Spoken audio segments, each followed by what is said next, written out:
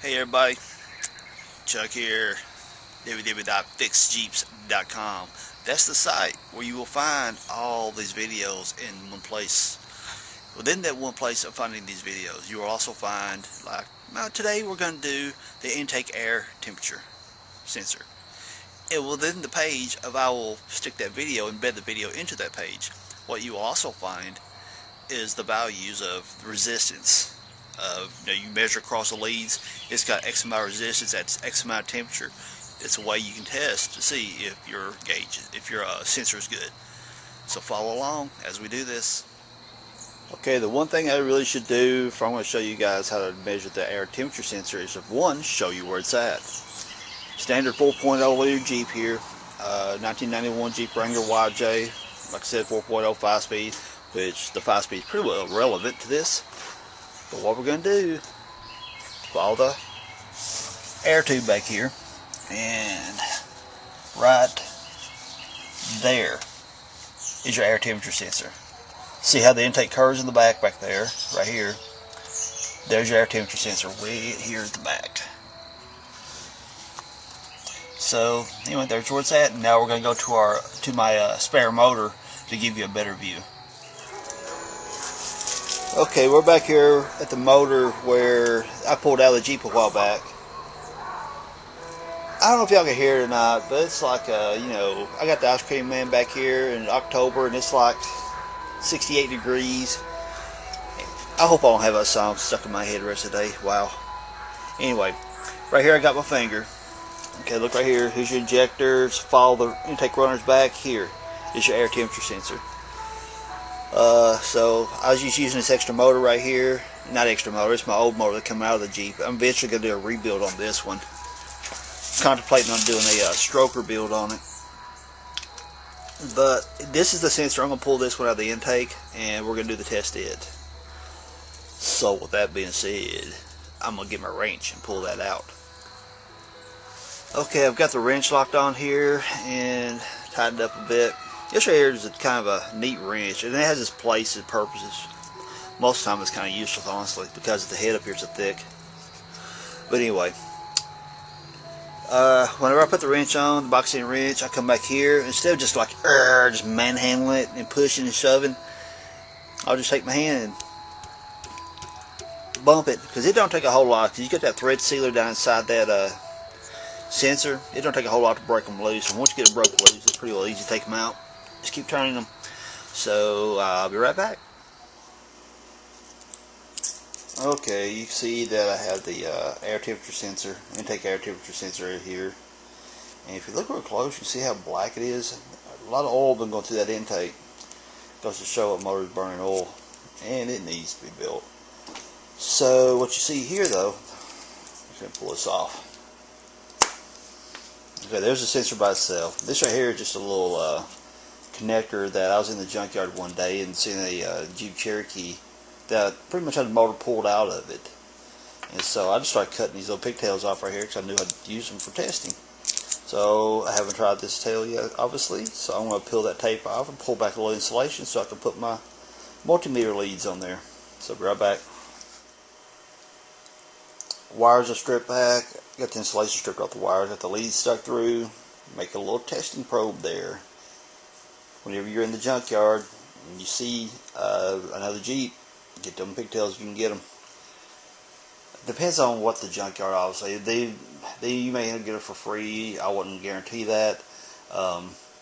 You may get them for like $1, but I know I go to the Nashville pull apart, and they're like $3 a piece. And I kind of cringe at paying that much for them, but hey, they come in handy. Alright, you can see that the meter is reading 10.6 right now, and temperature in this room, stove top there is reading 70 flat, yeah, 70.3. So I'm going to look at my little chart here, the closest temperature to Fahrenheit of 68 degrees, so that the reading should be between 11 and 13.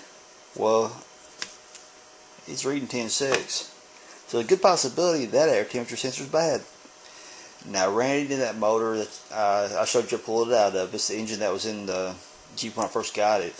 And it's definitely got some running issues, and you can tell by the blackness on the sensor that there's some oil coming through, so that actually could have affected the accuracy of the sensor. I'm looking on this chart you see here. Let me get this crap out of the way and I'll show you. I don't know if it's going to focus in or not, but this right here actually comes straight off my website, www.fixjeeps.com. I don't know if you can read that down there or not. But yeah, you just go straight from my website and you can print that stuff off and carry it out to your shop and test your sensors. But okay, it's reading 10.6, 10.7 right now, and like I said, the temperature's about 70 degrees, closest thing is 68, so it's reading a little bit off. That might make it shoot a little bit rich, because as far as the motor's concerned, it's the sensor's reading colder than it actually is. So let's see, let's try something. Just for the fun of it. Now, of course, I have no way of knowing how much heat this thing's going to put out. I got my heat gun.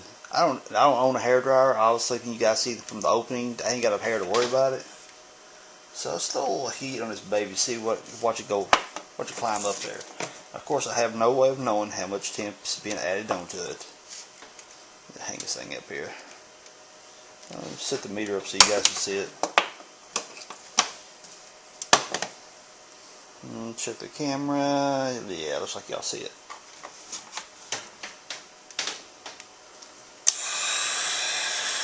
Okay, you got hot air coming across the. There you go. It's starting to warm up now. You can see the temperature's dropping like crazy. Let me pull this thing back a little bit. I've got the heat gun probably about 12, 14 inches away from it. You can see how the temperature's dropping.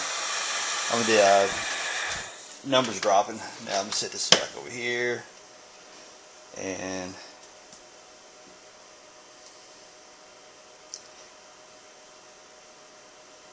see, the numbers are coming back up because I've taken the heat off of it. I'll let the numbers climb up there a little bit. Then we'll throw some more heat on just for the fun of it.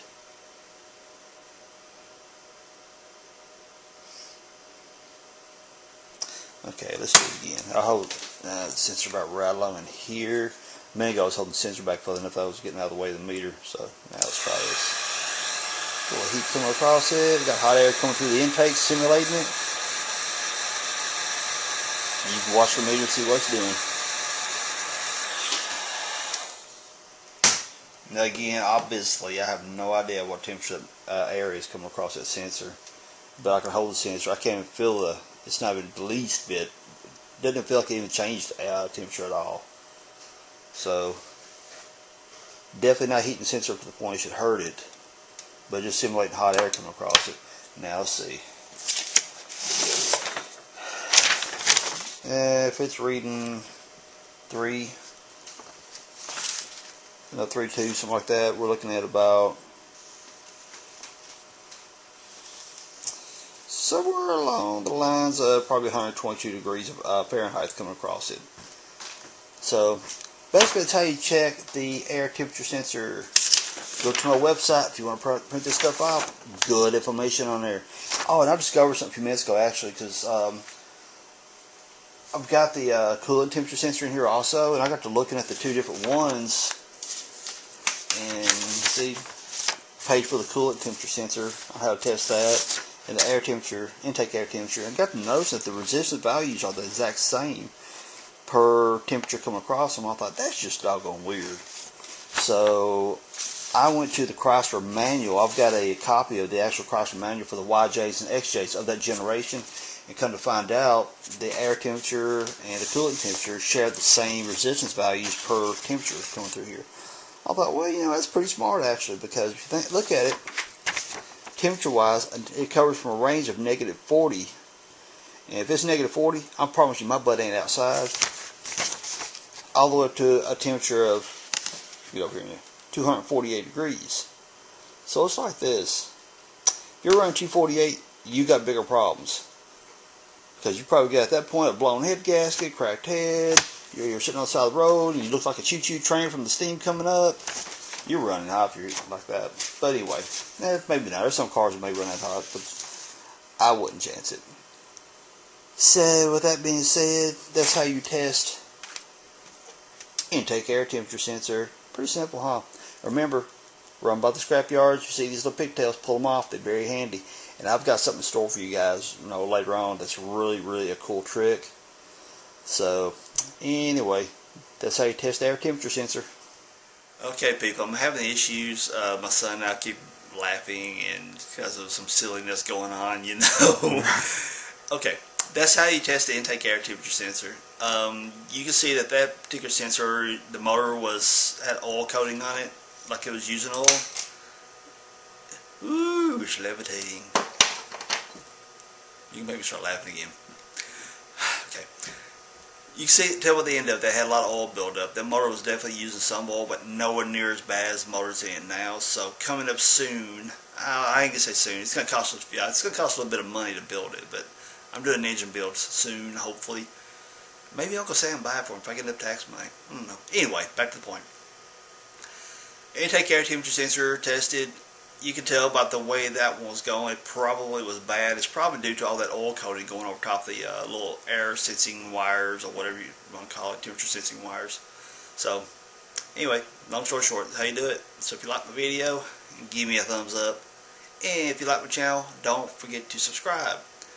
And everyone, if you subscribe, you know what happens. That's right, every time I make one of these videos, you'll get notified via email. So, everyone, I really appreciate the comments. He's messing with me. I really appreciate the comments that's been left. Really cool. Gives me the drive and motivation to keep doing these videos. I really enjoy doing these. So, anyway, with that being said, don't forget to thumbs up. Don't forget to subscribe. And most important, everyone, have yourself a great day. Peace out. Oh, don't forget my website, www.fixjeeps.com. That's where I get them little temperature tables from. You can print them out. See y'all. Okay, people, I'm trying to close this video, but me and my son just can't stop laughing. It's him who can't stop laughing. Well, whatever. Okay, that's how you test it. Take air temperature sensor. Yeah, I'm about to start laughing again. Yeah. Nothing funny happened either. Yeah, actually it did. Y'all just don't know about it. Okay, that's how you test the intake air temperature sensor.